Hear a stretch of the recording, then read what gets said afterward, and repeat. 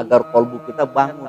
Apa yang kita kejar di dunia ini semuanya sia-sia. Tentang bagaimana manusia harus menerima takdir. Nah, itu wasiat kepada seseorang yang diriwayatkan oleh Ibnu Abbas dalam kitab Risalah Al-Qusairi. Nah, dalam kitab Sirrul Asrar ini yang mengutip kitab Bustan Asy-Syariah, Ali bin Abi Thalib meminta kepada Nabi, "Ya Rasulullah, gimana? Mohonlah jalan yang paling singkat, paling mudah, paling afdal." Nabi menunggu wahyu datang. Lalu kemudian datanglah Jibril alaihi salam kepada baginda Nabi. Walaqana hadhil kalimatu salasa marrah. Lalu malaikat Jibril menalkinkan kalimat kepada siapa? Kepada baginda Nabi Muhammad SAW. Berapa kali? Salasa marrah, 3 kali. Summa qala Nabi sallallahu alaihi wasallam, qala Jibril, summa lakana Rasulullah sallallahu alaihi wasallam, summa lakana Rasulullah sallallahu alaihi wasallam Aliyan radhiyallahu anhu. Summa jaa ila ashabihi falaqanahum jami'a. Setelah Nabi sallallahu alaihi wasallam mengucapkan 3 kali sebagaimana yang diucapkan oleh Jibril, maka kemudian baginda Nabi menalkin Ali, mengajarkannya kepada Ali, dan lalu mendatangi para sahabat dan menalkin para sahabat secara berdamai. Dalam kitab Sirrul Asrar ini masuk di bab pasal kelima, fi bayani taubati wa talqin, penjelasan tentang taubat dan talqin. Apa kalimatnya? Kalimat itu adalah sebagaimana dalam surah Al-Fat ayat ke-26, wa aljamahum kalimatut taqwa, dan Allah mewajibkan kepada mereka tetap taat menjalankan kalimat takwa.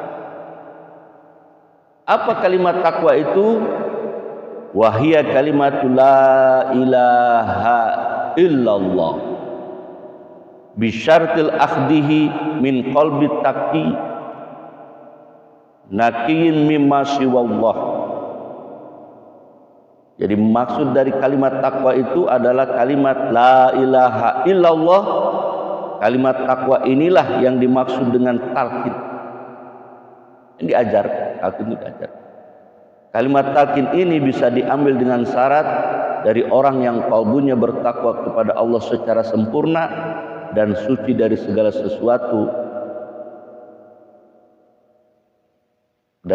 sesuatu, mimma siwallah, dari segala sesuatu selain Allah Subhanahu wa ta'ala. Jadi dalam talqin ini kita harus mengambil dari orang yang sudah bersih qalbu. Kalau ditanya, Pak Ustadz bagaimana? Itu belum, masih jauh. Tapi saya sudah mengambil talqin tarekat Qadiriyah Naqsabandiyah yang mursyidnya adalah Abah. Guru mursyidnya adalah Abah di Suryalaya. Lalu guru mursyid ini punya para wakil talqin. Bukan mursyid wakil talqin, tapi beliau yang diberi amanah untuk bisa menyampaikan kalimat takwa ini kepada kita, kepada jamaah, kepada umat Islam, untuk mengajarkan kalimat la ilaha illallah. Karena kalimat la ilaha illallah ini harus diambil dari qalbu yang bersih dan memiliki mata rantai sampai kepada baginda Nabi Muhammad SAW. Siapa starting awalnya? Yang awalnya Ali bin Abi Thalib yang bertanya kepada Rasulullah tentang apa? Tentang jalan yang paling mudah, jalan yang paling ringkas, jalan yang paling afdal. Ya, mudah-mudahan nanti kalau ada wakil talqin dari Tarekat Qadiriyah Naksabandiyah akan saya sampaikan. Bisa Bapak Ibu ditalqin. Kita lanjut ya. Kalau dari tarekah lain yang sudah muktabaroh nggak ada masalah. Ambil dari tarekah lain, dari tarekah yang lain. Yang muktabar.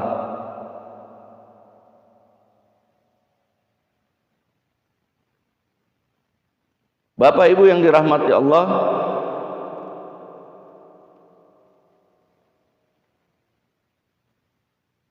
Nabi SAW bersabda, kenapa perlu itu? Kata baginda Nabi, a'da'ika nafsu allati baina janbaik. Musuhmu yang paling utama ialah nafsumu yang berada di antara kedua lambung. Jadi kunci untuk sampai kepada Allah itu adalah bagaimana kita bisa mengendalikan hawa nafsu kita. Mengendalikan diri kunci. Sebab kenapa? Karena banyak yang punya ilmu tinggi tapi dirinya tidak bisa dikendalikan. Kenapa? Banyak orang yang punya jabatan tinggi, ilmunya tinggi, jabatannya tinggi, tapi nafsu nggak bisa dikendalikan. Apa yang terjadi? Celaka. Ya kasus balik lagi kasus Mandali. Punya jabatan, tapi kemudian anak buah sendiri pun dihajar dia. Ini kan tidak bisa mengendalikan nafsu.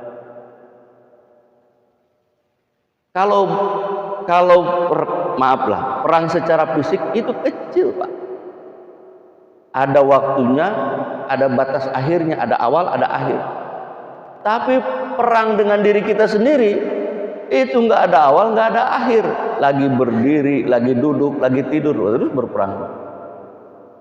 Bapak Ibu hadir di majelis ini, duduk saja di sini, itu perang batinnya luar biasa. Untuk sholat subuh berjamaah saja pertarungan batinnya dari mulai bangun tidur itu. Bangun tidur, mandi, begitu mau pergi dari ninggalin rumah, oh ini rumah udah dikunci apa belum, macam-macam.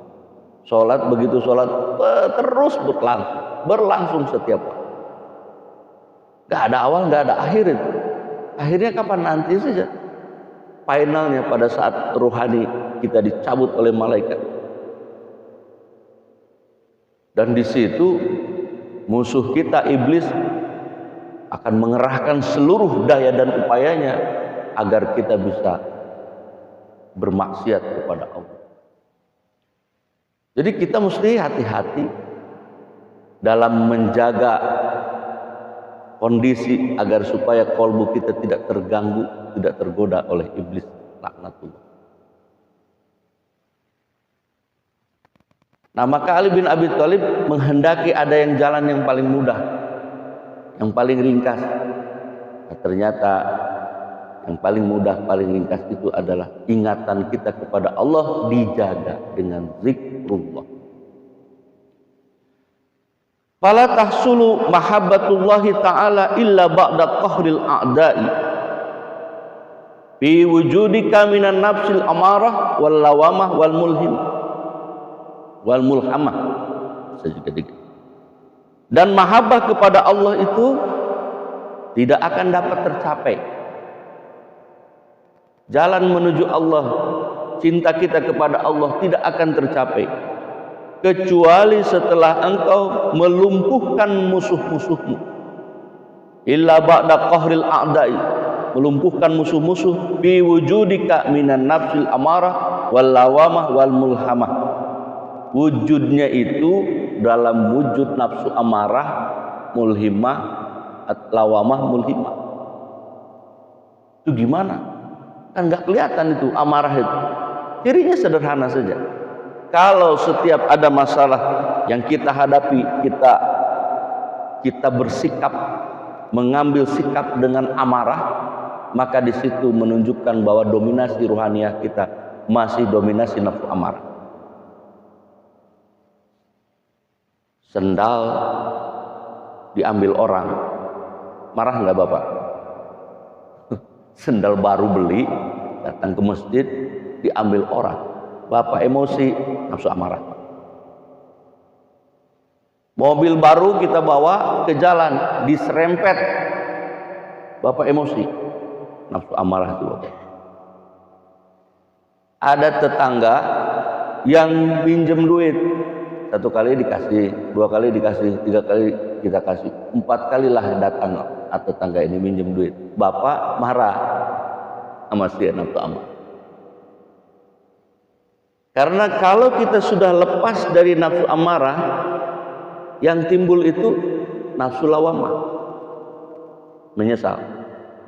Bapak pukul anak pagi hari karena emosi, begitu tidur anak itu ditengok, timbul penyesalan.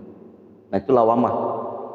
Waktu mukul amarah, waktu nyesel lawamah. Masih bagus gak kira-kira itu? Masih bagus dari nafsu amarah Pak. Tapi buruk. Tetap aja penyesalan itu buruk. Jadi jiwa yang masih dikuasai oleh penyesalan tetap buruk, meskipun lebih baik dari nafsu amarah. Begitu datang tetangga mau pinjam uang yang keempat kalinya, kita nggak punya duit, lalu kemudian kita menyesal tidak membantu dia. Bagus nggak itu? Bagus daripada marah. Tapi nyesel saja nggak sih? Naiklah tingkat jiwa kita kepada mulhimah. Aduh, gimana caranya ya saya menyediakan uang untuk tetangga ini yang minjam. Sudah minjam ke 4 kali.